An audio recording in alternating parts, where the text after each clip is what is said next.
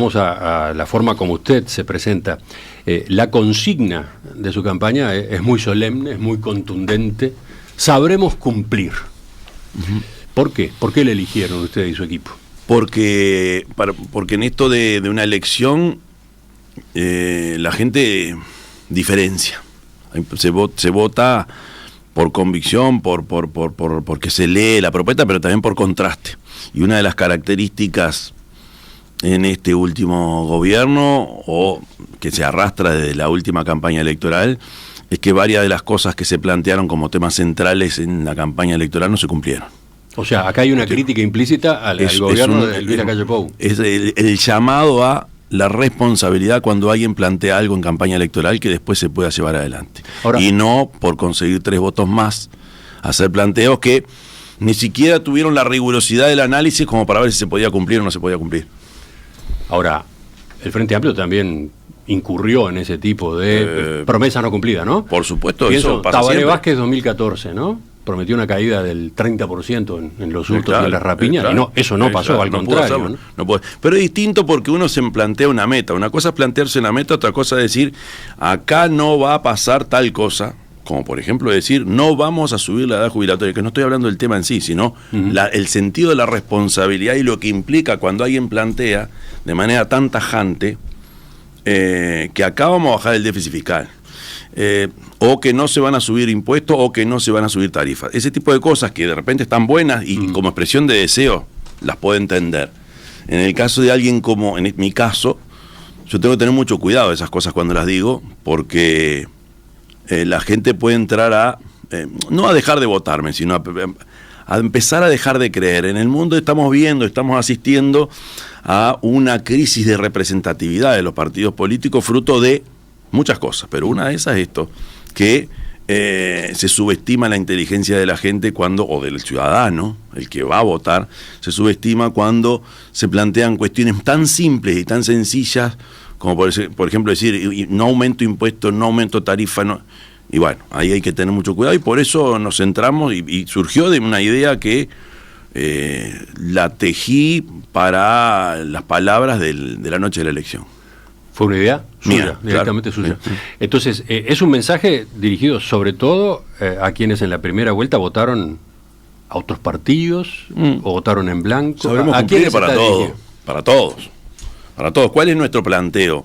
Bueno, nosotros lo que vamos a decir acá es porque sabemos que lo podemos cumplir. No vamos a decir algo por una cuestión de oportunidad electoral, que por supuesto rinde, pero que con el uso prolongado en el tiempo genera un desgaste de credibilidad que es lo peor que nos puede pasar. ¿Qué cambios quiere implementar? ¿Qué hay detrás de ese sabremos cumplir?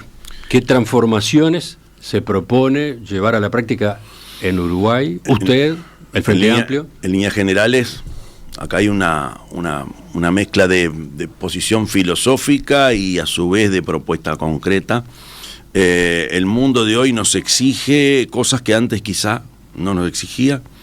La velocidad con la que avanza todo y los cambios tecnológicos y la crisis de los organismos multilaterales, por poner algunos ejemplos, hace que analicemos que estamos en un mundo que no te espera. Y un mundo que no te espera te exige un nivel de crecimiento de la economía bastante por encima de que hemos tenido en los últimos 10 años, desde el 2015 para acá. Entonces es la primera definición. Acá hay que apuntar todas las baterías para que el crecimiento sea potente y a la vez, y no después ni antes, a la vez revisar y analizar los mecanismos y las formas de transferencia que tenemos de recursos para que la distribución del ingreso sea equitativa. Dicha otra forma es a la vez que tú creces y tú quieres que ese crecimiento se transforme en desarrollo, lo que tienes que lograr es que la desigualdad no se te dispare. Es un tema simple de tapa de libro, como se suele decir, pero no... Simple de decir, simple claro, de plantear como una aspiración, después hay que llevarlo a la práctica, ¿no? Claro, pero la diferencia está en que mientras alguien pueda pensar que si yo logro el crecimiento a partir de sectores de la economía pujantes, naturalmente ocurre después que la sociedad toda disfruta de la misma forma o de forma similar de las mieles del crecimiento, y eso una y otra vez y otra vez. Esto es tan viejo como la historia del progresismo en Uruguay, como la historia del conservadurismo. Pero a ver, eso otro que usted exponía recién, que el crecimiento por sí mismo después va a derivar en un derrame, ¿eso es lo que está proponiendo Álvaro Delgado? Ahí es donde usted marca una diferencia con Delgado. Es lo que he visto en la experiencia en 100 años de política uruguaya. Y no estoy hablando de neoliberalismo, estoy hablando de una concepción del Estado muy particular, que es muy uruguaya y que tiene que ver con la apelación a la participación y al protagonismo desde lo público, porque en una economía relativamente pequeña como la uruguaya, si uno lo compara en cantidad de población y entre los dos monstruos en los que vivimos, exige un rol protagónico de las estructuras estatales, no para que sea un Estado más grande, sino para que cuide mucho a esa sociedad que no solo se compone de los más rezagados, sino también una clase media que cuando va logrando sus avances, por supuesto, pretende seguir avanzando. Entonces, ¿qué quiero decir?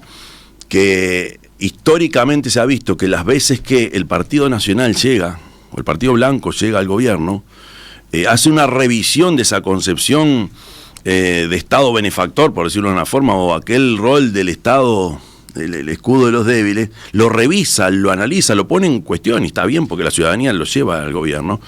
Y, por ejemplo, plantea cosas tales como que el gran problema acá es, uno de los problemas, es la cantidad de funcionarios públicos, el gasto del Estado, y está bien, yo creo que hay que analizarlo, pero históricamente, repito, esa frase que tan desafortunada de que acá este país avanzaba en la medida que le fuera bien a los Mayaoro, yo creo que fue muy desafortunado, lo que esconde o lo que evidencia es una concepción sincera, muy sincera. Usted se agarra de aquella frase de la calle Pou. No, pero hay pero de verdad no es que piense en hacer el daño de los demás.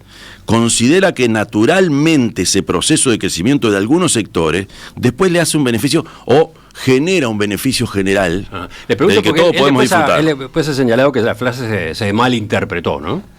Yo creo que está en la raíz de su concepción filosófica. Históricamente, a ver, en la década del 90 el planteo fue otro, hay herramientas del Estado que deberían cambiar o sustituirse, y ahí, bueno, hasta terminamos con un plebiscito de las empresas públicas. Lo que quiero decir es que la pregunta inicial era, ¿qué es lo que nosotros nos planteamos? Nosotros nos planteamos que, de nuevo, retomamos la vieja bandera del progresismo y histórico del Uruguay, con los matices que la época nos marca, donde no puede ser un crecimiento como el de hoy, tiene que ser mucho más acentuado, y lo otro es que hay que revisar mucho las herramientas de protección y las herramientas de cohesión social que históricamente tenemos, pero con un tercer elemento que vino para quedarse y que no estaba en décadas anteriores o años anteriores como tema central, es la necesidad de una acción fuerte, concreta y de inversión en tema de seguridad,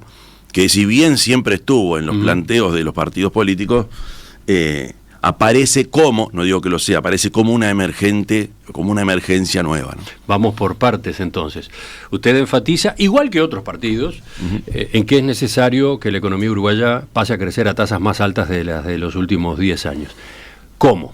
¿Cuáles, en este punto, vayamos de a uno, en este punto, cuáles van a ser los motores de ese mayor crecimiento? Tienes varios.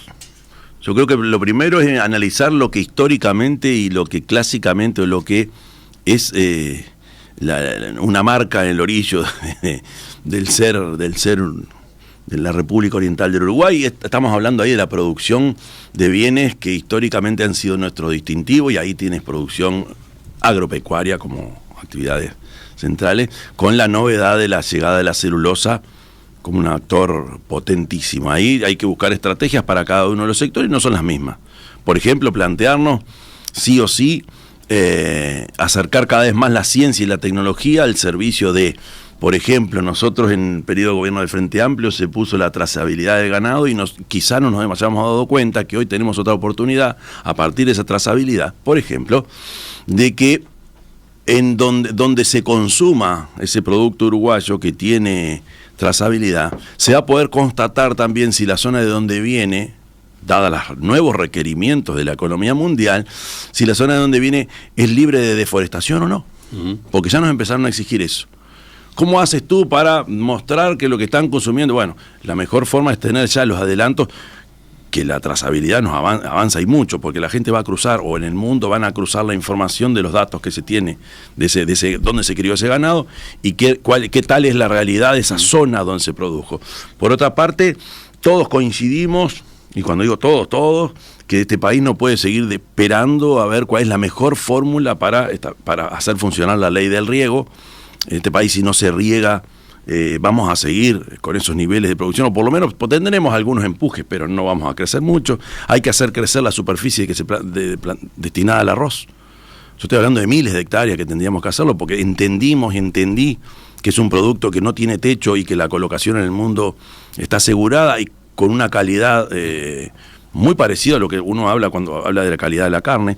De eso también hablan todos los partidos políticos, todos hablan del riego, de fomentar el riego, ¿no? Claro, pero yo creo que ya rompe los ojos. Por otra parte, aparecieron nuevos actores en la economía, y por ejemplo, si hoy pudimos ir hace unos meses con el presidente de la República a la piedra fundamental de la construcción del data center de Google, habla de un crecimiento y de una evolución de las tecnologías de la información o de esos servicios basados en datos o que tienen que ver con datos, que es una construcción nacional que tampoco uno le ve el techo, y eso es bueno. Capaz que el techo lo tenemos en la cantidad de mano de obra o de personas formadas para eso, y ahí también está bueno pensar. Desafío, ¿no? Ese es el gran desafío. Esa es otra línea de trabajo en la que hay que apuntar, y fuertemente. Las otras áreas, o la otra área, es el área de la biociencia o la ciencia de la vida. Ahí la industria farmacéutica, destino veterinario, o puede ser también destino humano, hoy es una realidad en el país, y también creo que tenemos que acercar bastante más a la academia, a los institutos, de lo que son las necesidades económicas de la producción, y no solo de la producción. Hay también, dentro de la producción primaria, de bienes primarios, hay algunos actores particulares. Por ejemplo, la lechería exige otro tipo de atención y tiene más que ver con el estar preparados cuando los precios internacionales no son beneficiosos, y ahí el Instituto de Colonización tiene un papel fundamental. Si uno analiza también el país como un todo, la logística llegó para quedarse, y si alguien me decía hace muchos años que el Uruguay de servicios iba a tener toda esta perspectiva, yo capaz que no lo creía, y hoy lo es. Por ejemplo, si el ferrocarril llega hasta el corazón del país, hacia el pueblo Centenario, Paso de los Toros, ¿por qué no pensar en aquella vieja idea inglesa del comercio de tránsito, llegar a Rivera, llegar a Salto, o establecer una nueva línea de ferrocarril que venga del este para poder bajar el arroz? Capaz que no a la velocidad que viene el ferrocarril central, pero ver qué alternativas hay. En fin, para trabajar hay mucho, las áreas honestas, también la minería en Artigas. Yo nunca pensé, y hay que llegar ahí y ver todo lo que se puede hacer. Evidentemente la logística tiene que acompañar. La existencia ahora de aeropuertos parece una cuestión que no es tan importante, pero también te permite que quien venga interesado del exterior a invertir o a comprar puede ir bastante más rápido. Ahí hay una línea que se lanzó en este periodo de gobierno que el Frente Amplio compartió. Sí, claro. La del desarrollo de los aeropuertos internacionales en varios lugares. Esa idea venía del gobierno de Tabaré Vázquez, y este gobierno la terminó de redondear. No sin discusión interna, política, en el Parlamento, ¿no? Tenemos una política de Estado ahí, algo parecido a una política de Estado. Algo parecido, sí. Pero que tuvo sus ruidos por razones que se dio en la propia coalición de gobierno, pero gran parte de las cosas que hemos visto, y esto no es raro, esto es lo normal en el país, que hemos visto que se concretaron en este periodo de gobierno, son cosas que venían del periodo anterior, incluso en esta lógica tan uruguaya de oposición y gobierno. Una de las cosas que hemos tenido que entender, y que ojalá todos pudiéramos visualizarlo, es que cuando alguien está en el gobierno plantea cosas y la oposición se opone, y yo puedo después, cuando me toca a mí, enrostrarle al otro, decir, mira, nosotros planteamos tal cosa, tú te opusiste y ahora lo aplicas. Eso es lo normal en Uruguay. Se aplicó el Sistema Nacional Integrado de Salud, el sistema de cuidado, esto que tú me dices del puerto, pero eso es lo normal, porque nosotros en el gobierno, cuando estábamos en la oposición y estaba el Partido Nacional del Gobierno en los años 90, ahí se concretó la zona franca, la ley de puertos, por ejemplo, por poner dos ejemplos, o la forestación. Yo soy de la época que era un adolescente y los eucaliptos eran toda una calamidad. Entonces lo que quiero decir es que lo normal en este país, cuando un partido llega al gobierno, no destruye todo lo que hay, lo adapta o lo corrige, pero sigue trabajando, sigue, y eso es el Uruguay. Seguimos navegando en las aguas que fueron instaladas ahí, y ninguno nos planteamos rupturas tan gruesas como para que esas construcciones o aquella acumulación positiva de la que yo hablaba no sea utilizada de la mejor manera. Lo digo porque a veces cuando este gobierno utiliza herramientas que fueron creadas por el Frente, yo de repente lo puedo ver como algo negativo. No, no es negativo, es positivo. Porque cuando me analizo yo en el espejo también hemos hecho lo mismo. Enseguida continuamos con la otra parte que usted mencionaba como fundamental, la redistribución. Ahí está.